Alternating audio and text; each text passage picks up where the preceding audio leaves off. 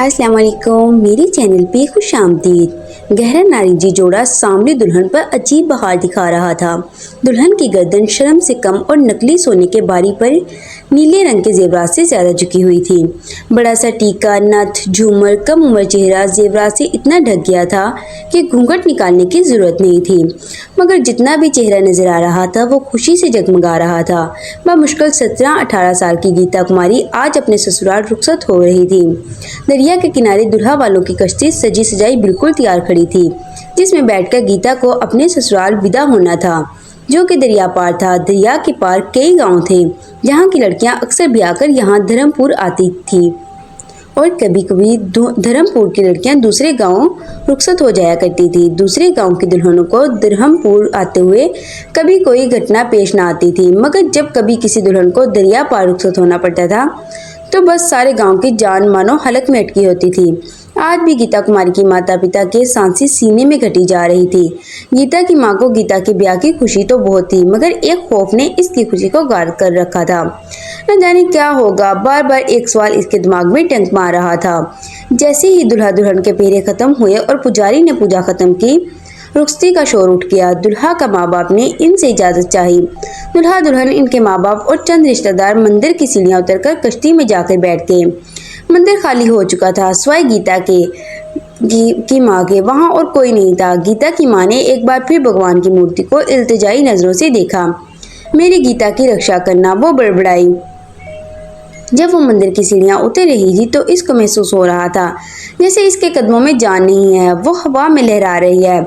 बड़ी मुश्किल से वो भी गीता के बाप के पास आकर खड़ी हो गई, जो अपने आंसू पोंछते हुए बेटी को विदा कर रहा था।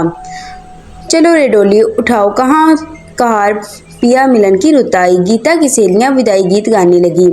कहारों ने दरख्त से बांधा हुआ रस्सा खोलकर कश्ती को पानी में डाल दिया। कश्ती आहिस्ता आहिस्ता डोलती आगे बढ़ने लगी।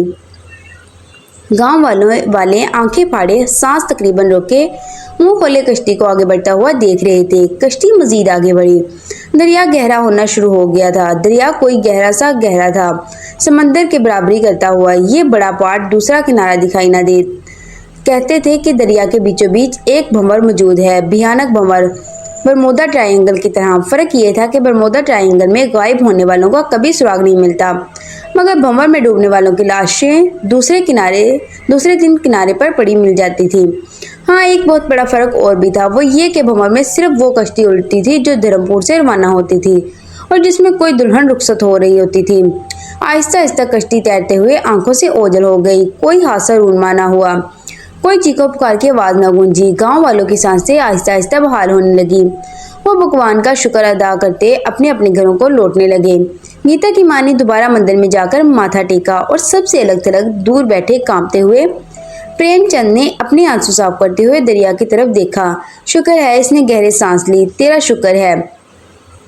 किसी भी मजहब के लोग हों, किसी की भी इबादत करते हों, खुदा का शुक्र अदा करते हुए इरादी या गैर इरादी तौर पर हमेशा आसमान की तरफ देखते हैं। ना जाने प्रेमचंद शुक्र करते हुए दरिया को क्यों देखता था। गीता के ब्याह के ये आखिरी खौफनाक जान निकाल लेने वाले घंटे धर्मपुर गांव वालों के लिए कोई नई बात नहीं थी। कोई 25 सालों से ये भयानक सिलसिला चला आ रहा था। दूसरे गांव से ब्याह कर लाई गई दुल्हनें बखैर आफियत अपने ससुराल पहुंच जाती और अपीली की तस्वीर बनकर अपने घरों में जिंदगी गुजारती। मगर जब भी कोई धर्मपुर की लड़की शादी होकर दूसरे गांव रुखसत होती तो अक्सर दरिया पार नहीं बल्कि दुनिया के पार पहुंच जाती। ऐन दरिया के बीचों बीच कश्ती भंवर में फंस जाती, बुरी तरह चकराने लगती और आखिरकार उलट जाती। गांव दरिया किनारे वाक़या था। गांव के मर्दों का पानी से राजोनियाज इनके बचपन ही से शुरू हो जाता था। घंटों तैराकी करते हुए लहरों से लड़ना इनके बाएं हाथ का खेल था। मगर जो भी कभी भंवर में फंस चुका था, इनका बयान होना था कि वो भंवर नहीं है बल्कि दरिया में मौजूद अंधा कुआं है, मौत का कुआं।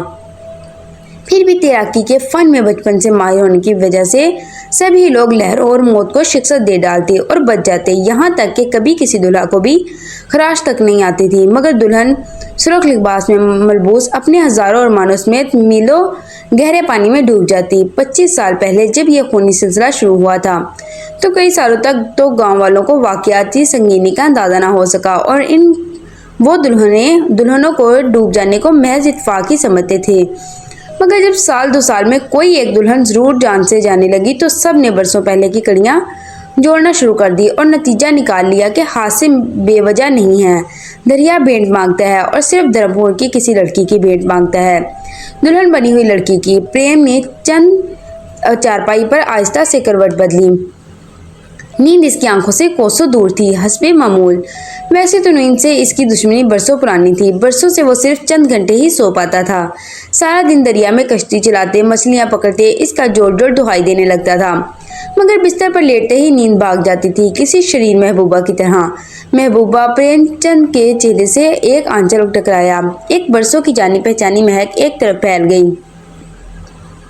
प्रेम की बंद होती आंखें एकदम खुल गई। इसकी आंखों के सामने एक वजूद साए की तरह लहराने लगा। लंबे लंबे बाल, चमकता चेहरा, मोतियों जैसे दांत चमकने लगे। एक खनकती हुई हंसी इसके कानों में जलतरंग बजाने लगी।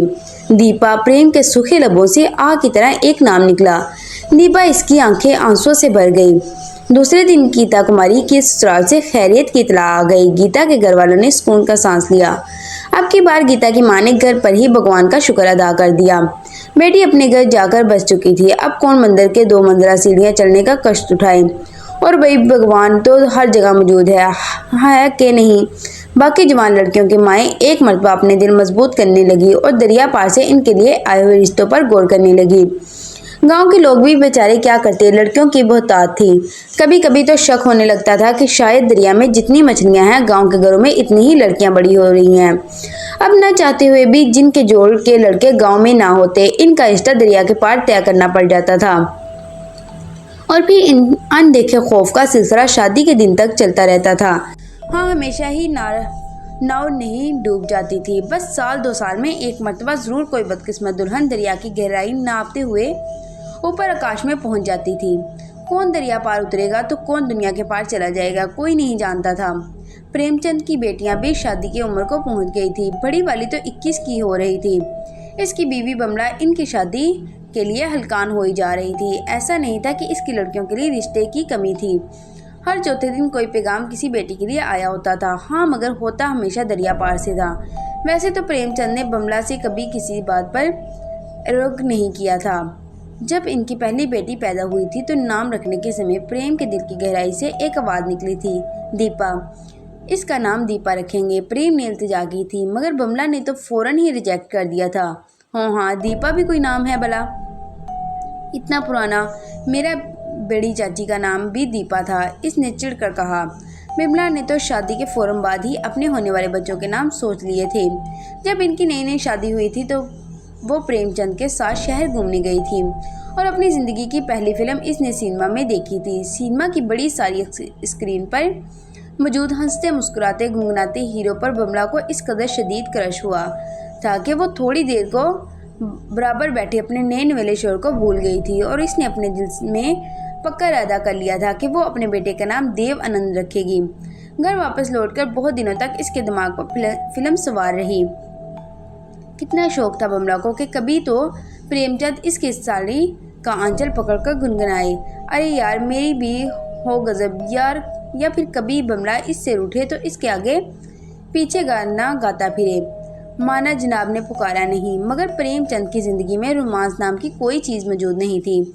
कम अज़ कम बमला के लिए नहीं थी। बमला खुद भी गांव में ही पली बड़ी थी, मगर इसको गांव वालों की तौर तरीके बहुत ओल्ड फैशन लगते थे और इनके नाम अजीबो गरीब नामों के बहुतात थी। खुद बमला के भाई नथू लाल और तिजोरी लाल और इसकी सहेलियाँ काकी और शानू। खैर, बमला को भगवान ने पहले बेटी दे दी तो इसने नूतन नाम रख दिया। प्रेमचंद ने इस वक्त तो दिल पर पत्थर रख लिया था, मगर जब भी बमला नूतन के लिए आए किसी दरिया पार वाले लड़के के रिश्ते का जिक्र करती तो वो सख्ती से इनकार कर देता। नहीं, दरिया पार नहीं। 25 साल कौन सा इतना बड़ा समय होता है? अभी कल की ही तो बात लगती है। बस फ़र्क सिर्फ ये है, 50 साल का प्रेम इस वक्त 25 साल का था। बिल्कुल जवान, खुश शक्ल। प्रेम का जिस्म 50 की उम्र को ज़रूर पहुंच गया है, मगर इसका दिल 25 साल पहले ही मर गया था। 25 साल पहले इसका दिल उमंगों से भरा हुआ था, धड़कता था और जब दीपा इसके सामने आ जाती थी तो शिद्दत से धड़कने लगता था। इतना तेज़ कि धड़कन प्रेम को अपने कानों में महसूस होने लगती थी।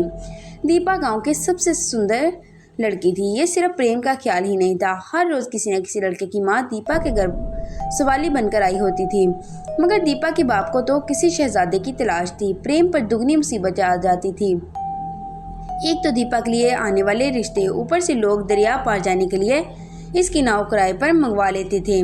प्रेम मछेरे का बेटा था। कश्ती चलाना, मछलियां पकड़ना इसकी नस्लों से पेशा चला आ रहा था। दीपा गांव के सबसे बड़े घर की बेटी थी, मगर मोहब्बत ने कब अमीरी गरीबी देखी है।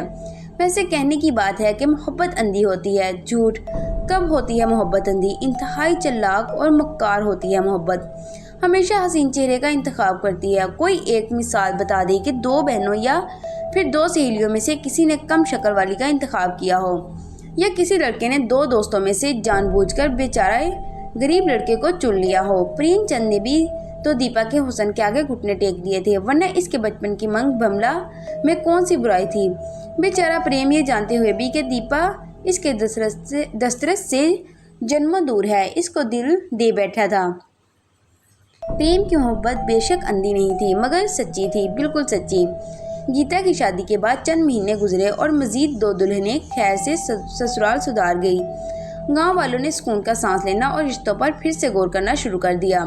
मंदिर के पुजारी साहब ने कई मरतबा लोगों के हजूम में क्रेडिट ले लेना चाहा कि इनके पूजा पाठ और दरिया में एक टांग पर खड़े होकर अमल करने का नतीजा है। क्रश अब खत्म हो चुका है और दरिया ने भेंट मांगना छोड़ दिया है। बमला ने भी प्रेमचंद पर दोबारा जोर देना शुरू कर दिया कि वो अब रिश्ते पर हामी भर के नौतन को इस करके कर देगी। एक दिन फिर एक कश्ती दरिया में उलट गई और चंद मिनटों की दुल्हन पानी में डूब गई। दुल्हन भी कोई और नहीं, बमला की बचपन की सहेली की बेटी अंजू। बमला और नौतन पर सख्ता तारी था। पूरे गांव में मातम का समा था। अंजू की माँ दीवारों से सर टकरा कर रो रही थी। आधी रात गुजर गई तो शोर की आवाज़ें थम गई। अंजू के घर सुनाई देने वाली चीखें भी बुलाकर रुक गई थी। गांव वाले बेचारे गम के मारे थके हारे शायद सो गए थे या बेसुध हो गए थे। कई घंटों से छत को घूरते प्रेम के चेहरे से एक आंचल टकराया, सफ़ेद आंचल। 25 बरसों से इस आंचल का एक ही रंग था, सफ़ेद। प्रेम आहिस्ता से अपने घर से निकल आया। चांद की आखिरी तारीखें थी। हर तरफ नीम अंधेरा छाया हुआ था। फिजा बेहद उदास और पुरस्कार थी। इतना सन्नाटा था कि प्रेम के पैरों तले आ जाने वाली सूखे पत्तों की आवाज़ तक सुनाई दे रही थी। डरावनी आवाज़, जैसे कोई करा रहा हो। इसने अपने दुखी निगाहें दरिया की तरफ उठाई। इस वक्त अंधेरे में दरिया स्याह लग रहा था। आज फिर एक भेंट लेने के बाद इसकी कातिल लहरें इतने सुकून से बह रही थी जैसे किसी को शदीद भूख में खाना खाकर गहरी नींद आ जाए।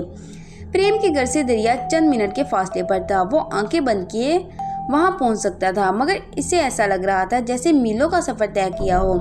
नंगे पैर वो थकन से बेहाल घुटनों के बल गिर गया।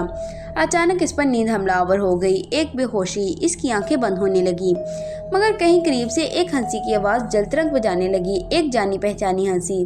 दीपा। प्रेम ने बेसाख्ता आंखें खोल दी। वही थी। प्रेम 50 का हो चला था, मगर वो तो बिल्कुल वैसी की वैसी थी। जवान, हसीन, चंद कदमों के फासले पर खड़ी हंस रही थी। प्रेम को इसकी एक एक अदा अजबर थी। इसका खुली जुल्फे झटकना, उतरा कर चलना, फिर मुड़ मुड़ कर मुस्कुराना। मुस्कुरा तो वो आज भी रही थी, मगर इसकी आंखें कहर बरसा रही थी। दीपा प्रेम के मुंह से निकला। न जाने दीपा के नाम से प्रेम का क्या ताल्लुक था। इधर इसका नाम प्रेम के लबों से निकलता तो आंसू की धार इसकी आंखों से बहने लगती। हमेशा आज भी दीपा पुकारते ही वो रोने लग गया। दीपा, आज तो मेरी बात सुन ले, मुझे क्षमा कर दे। वो हस्बे मामूल दरिया को देखते हुए माफ़ी मांग रहा था। कहते हैं औरत मर्द की नज़र को फ़ौरन भांप लेती है। दीपा खूब जानती थी। होश संभालते ही जानने लगी थी कि प्रेम इसका दीवाना है, इसकी हर अदा पर जान देता है। मगर प्रेम की मोहब्बत कतई वन साइड थी। दोनों अपनी अपनी जगह अच्छी तरह समझते थे कि ये मोहब्बत ला हासिल है और दोनों को इस पर कोई एतराज़ नहीं था। दीपा तो थी ही इतनी प्यारी कि ये मोहब्बत तो इसका हक थी और प्रेम पर शायद इसके नाम का हद से ज़्यादा असर था। इसको दीपा को चाहने के अलावा कुछ नहीं चाहिए था। बात अगर यहीं तक रहती तो फिर ये कहानी कैसे बनती।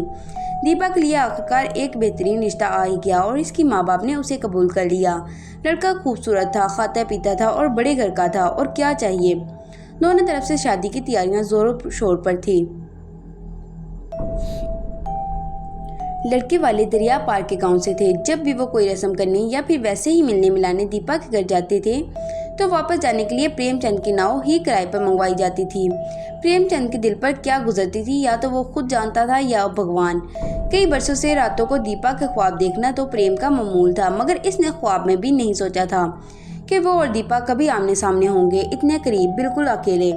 दीपा के ब्याह के दिन बिल्कुल करीब आ गए थे। प्रेम ने अपने दिल पर पत्थर की सिल रख ली थी, बल्कि खुद को पत्थर कर लिया था कि एक दिन दीपा के घर वाले घर से पैगाम आ गया कि कल कश्ती तैयार रखे। दीपा और उसकी माँ को दरिया पार के मंदिर जाना था। दीपा की माँ ने अपनी नाजो पली बेटी की बेहतरीन रिश्ते के लिए सबसे मिन्नत मानी हुई थी कि वह पूरे 7 मंदिरों में प्रसाद चढ़ाएगी। और अब दीपा की ब्याह के दिन बहुत करीब आ गए थे, तो वो जल्द अज जल्द अपनी मन्नत पूरी कर रही थी। प्रेमचंद ने सुबह से अपनी नाव साफ सुथरी करके तैयार कर रखी थी। अगर इसको दीपा की माँ का खौफ ना होता तो वो पूरे गांव के फूल दीपा के कदमों तले बिछा देता, मगर दीपा की माँ तो आई ही नहीं। अकेली आती दीपा को देखकर वो हैरान रह गया। दीपा की माँ को रात से ऐसा बुखार चढ़ा कि वो सुबह खड़ी भी नहीं हो पा रही थी, मगर इसने दीपा को मिन्नत पूरी करने भेज दिया। क्या था अगर दीपा भी ना आती, ये सब तो ना होता। ये सब होकर भी क्या हो गया, ना तो प्रेम को कुछ मिल सका, ना ही दीपा को। दीपा आहिस्ता आहिस्ता चलती आकर कश्ती में बैठ गई। प्रेम ने कश्ती पानी में डाल दी। कश्ती आगे बढ़ने लगी। प्रेम आहिस्ता आहिस्ता चप्पू चलाने लगा। दीपा सर झुकाए बैठी थी।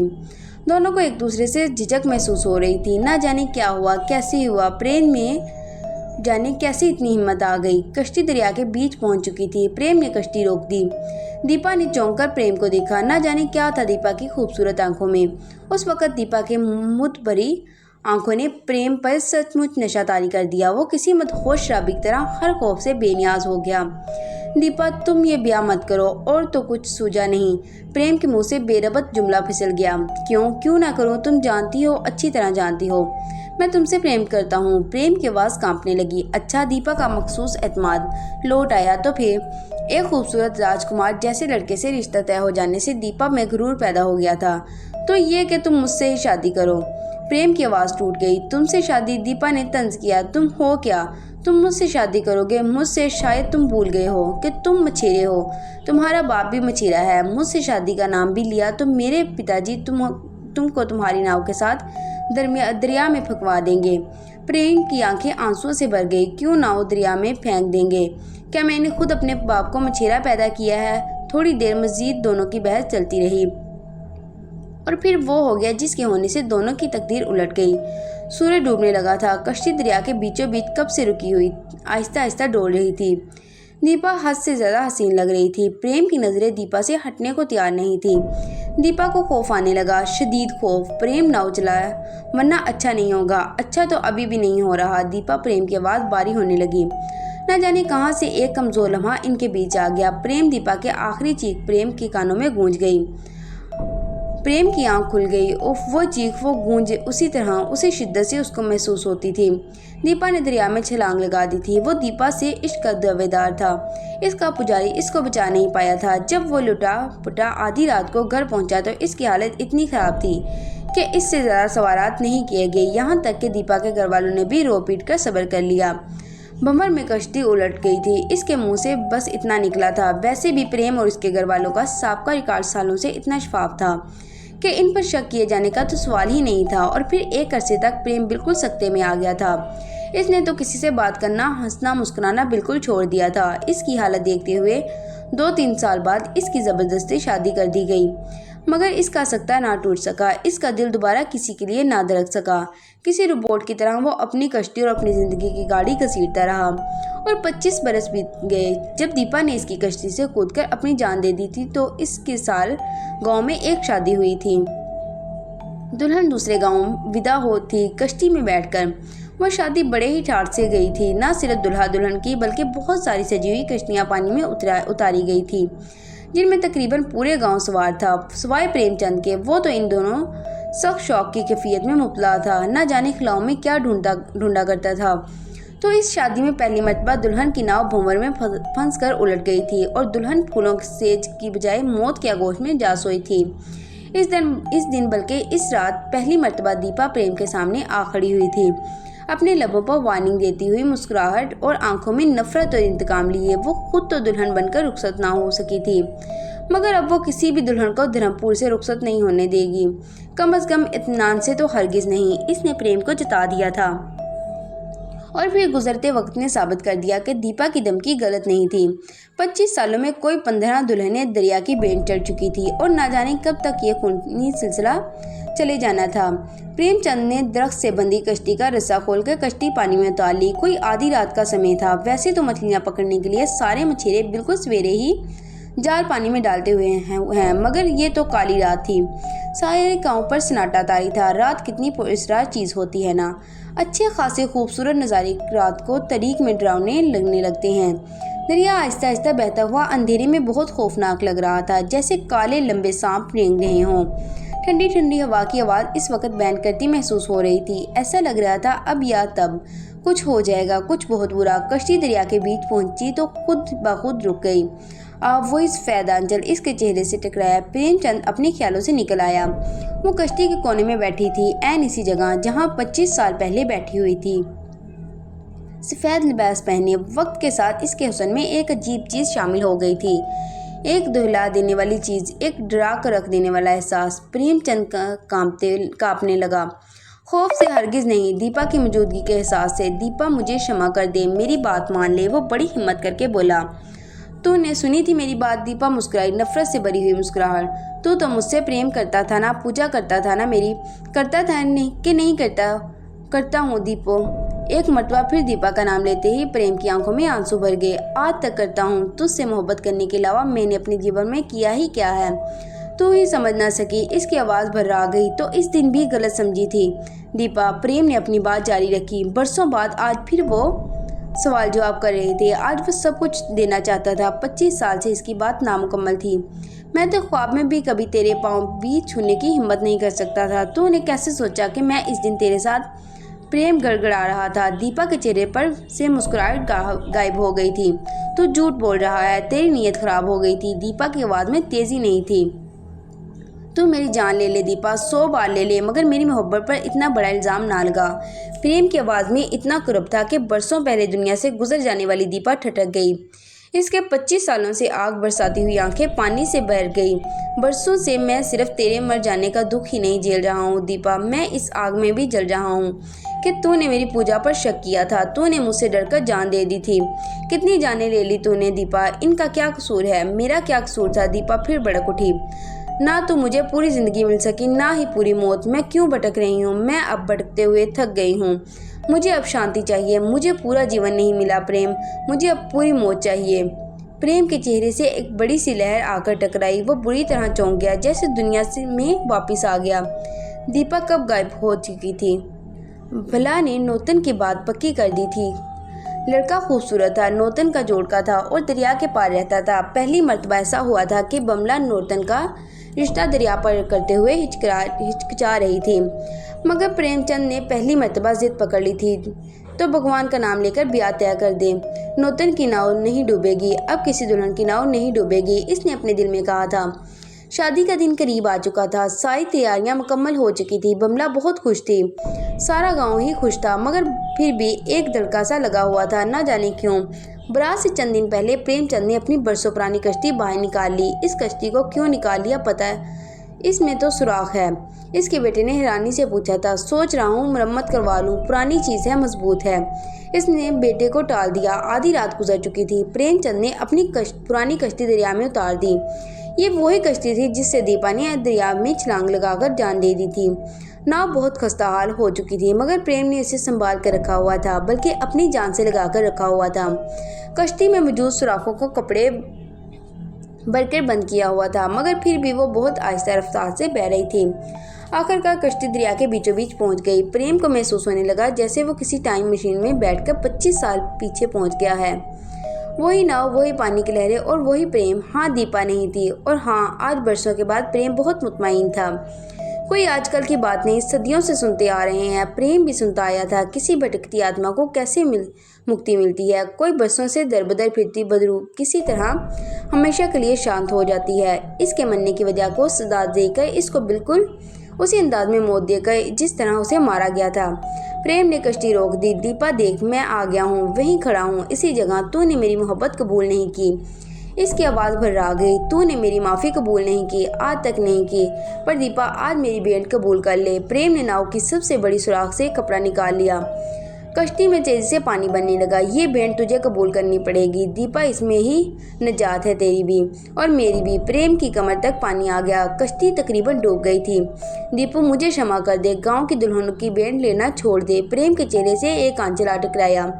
अचानक कश्ती जोर जोर से घूमने लगी, जैसे किसी भंवर में फंस गई हो। प्रेम ने एक गहरी ठंडी आह भरी।